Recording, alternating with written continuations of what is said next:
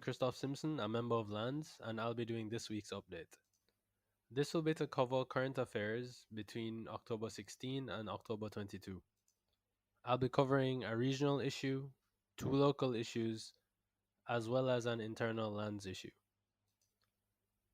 For the regional issue, I'll be talking about Trinidad and Tobago and the behavior of the opposition. So, in Trinidad and Tobago, the opposition leader put forward a motion to remove the president from office. In Trinidad and Tobago, when a president is being elected or when there is a motion to remove the president from office, it requires a joint sitting of both houses of parliament. It is something done very rarely, and it was done in this case to facilitate the opposition leader's motion. The opposition leader decided to obstruct the vote on her own motion. The opposition in general took on a tactic of harassing the speaker to try to get the speaker to ask an opposition member to leave. The speaker didn't fall for their tricks. For hours, the opposition stalled and prevented a vote on their own motion. It took the speaker a very long time to get back control of the House. Or I should say sitting, because it was both houses of parliament. On the government side, the members were silent. On the opposition side, they kept being loud and disruptive. Despite all this, the opposition claims that they were being silenced, and they had hoped to bait the speaker into asking one of them to leave so that all of them could walk out and claim to be silenced. Ironically, while claiming to be silenced, they ask for a senator to be removed from the session despite that senator's eligibility to vote. After the entire session, the opposition leader went on to blame the prime minister for the harassment that the opposition committed against the speaker. They claim that the prime minister hid behind the speaker. But in any parliamentary setting, it is understood that the speaker or chair is the main authority and everybody should yield to the speaker. The prime minister and the government that they claimed were silencing them had simply yielded to the authority of the speaker, while they, the opposition, continued to harass the speaker.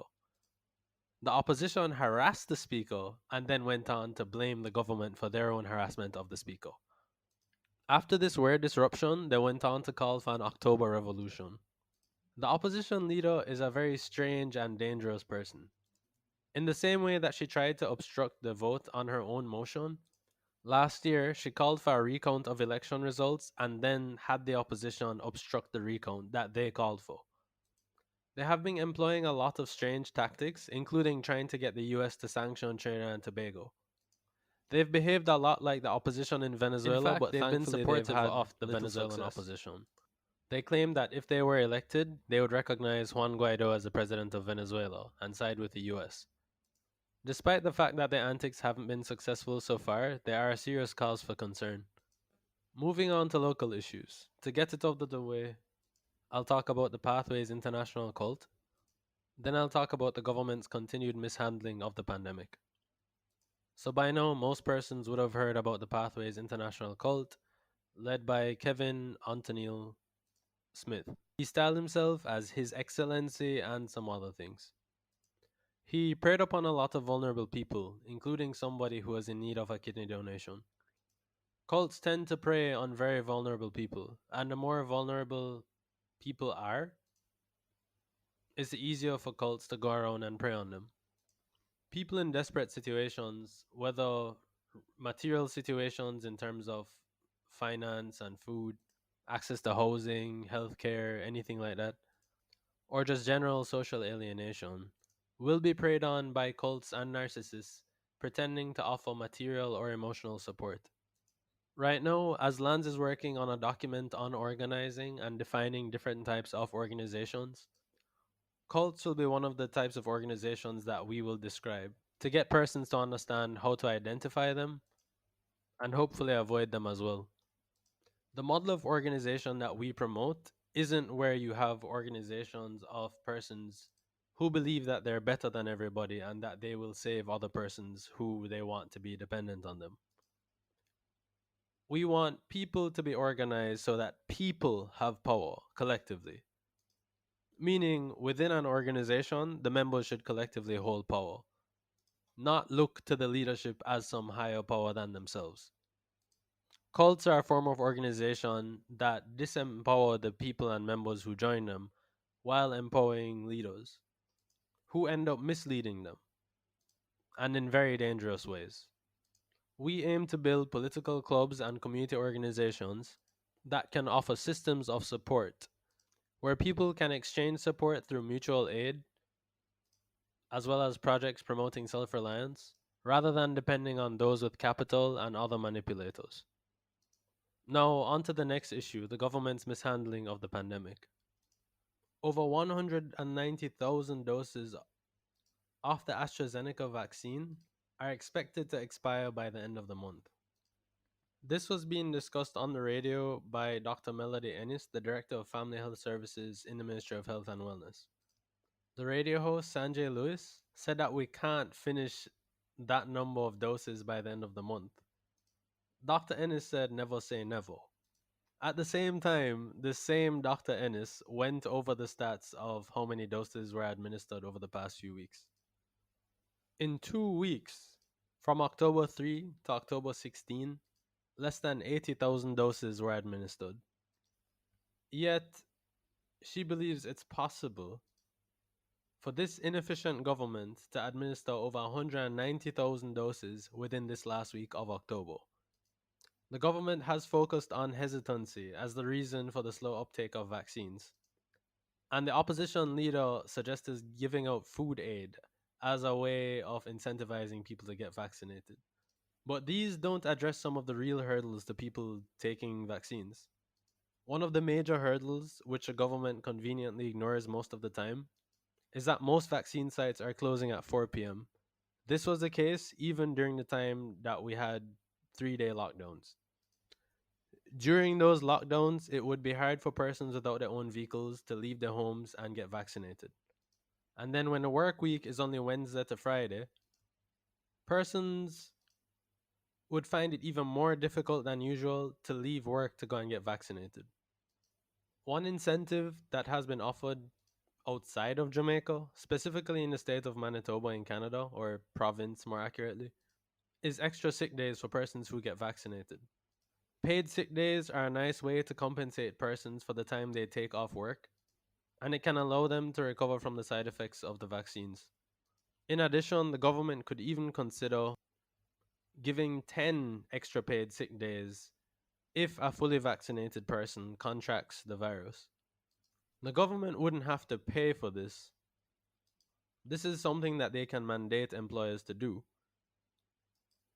They could require employers to give 2 to 3 sick days for each dose of a vaccine that an employee proves that they took, as well as 10 extra sick days, paid sick days, if a fully vaccinated person contracts the virus.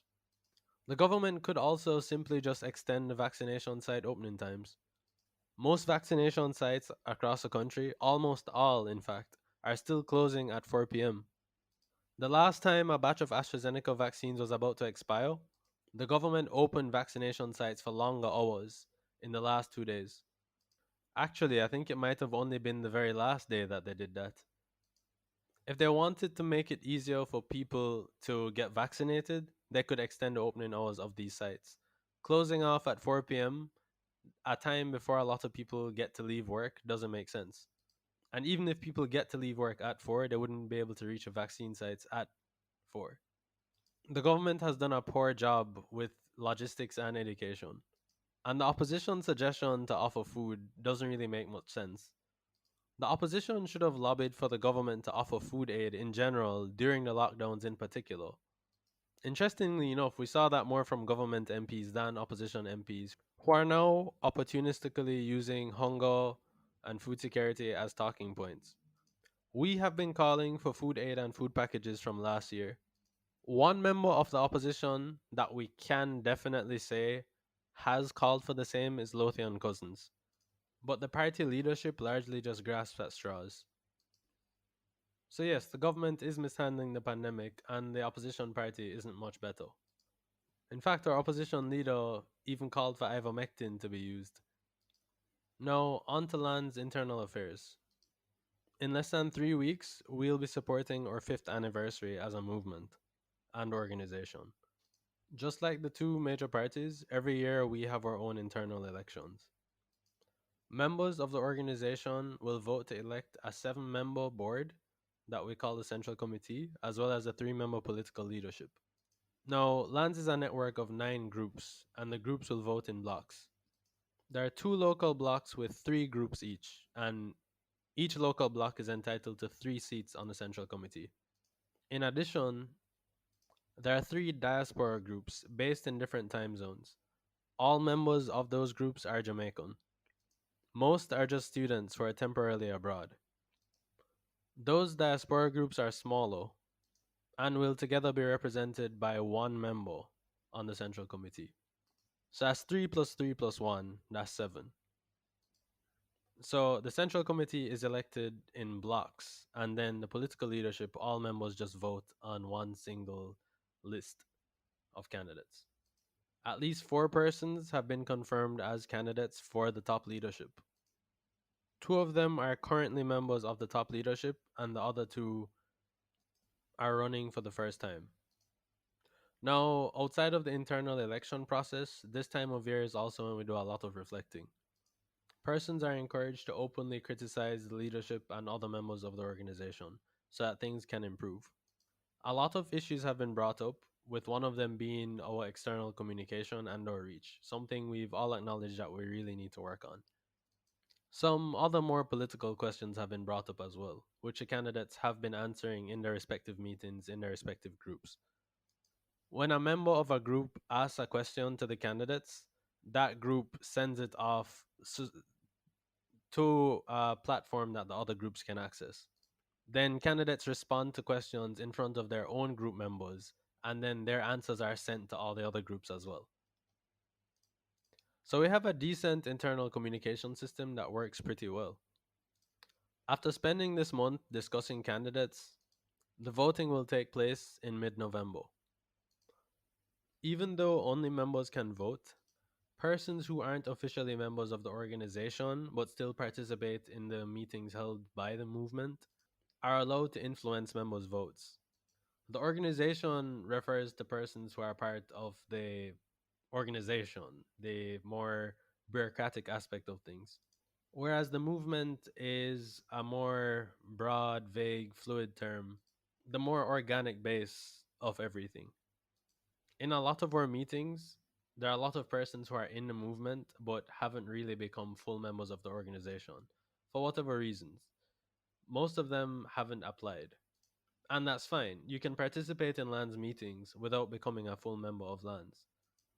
We call these persons observers, and separate from being able to influence members' votes on candidates, they're also allowed to participate in the broader discussions of how they think LANs can be improved. And they can choose to become members at any time. Likewise, members can choose to decide that they don't want to be members anymore and decide just to be observers. And of course, persons can easily just fully leave if they don't want to participate anymore at all. Over 200 persons are part of the movement, with roughly 130 of them being active participants in our meetings. We have over 40 members with hopes of encouraging more observers to apply for membership. But as we grow, we still expect observers to outnumber members. We're still welcoming and encouraging people to engage lands directly if they want to. It's largely progressive people with similar views coming together and maintaining networks to communicate with each other. When we all agree that there's a problem with something, or when we come to a consensus that a certain line of action should be taken or a certain idea should be pushed, we simply find ways of doing it. One thing we've been successful at so far is policy advocacy, even though that's not the main orientation of our movement. As you may have heard in a previous weekly update or seen on our social media, we successfully made an impact on the sexual harassment bill. This was a product of persons in the movement just casually meeting within their groups. Then the coordinators of those groups compile the information from the casual meetings, and a small team of persons use that to develop a formal document to propose to the parliament. We're still encouraging people to get organized. We would even encourage people to get involved with us, even if temporarily, and then organize on their own if they have differences with where most of our membership is headed. Look out for further developments from us and enjoy your week.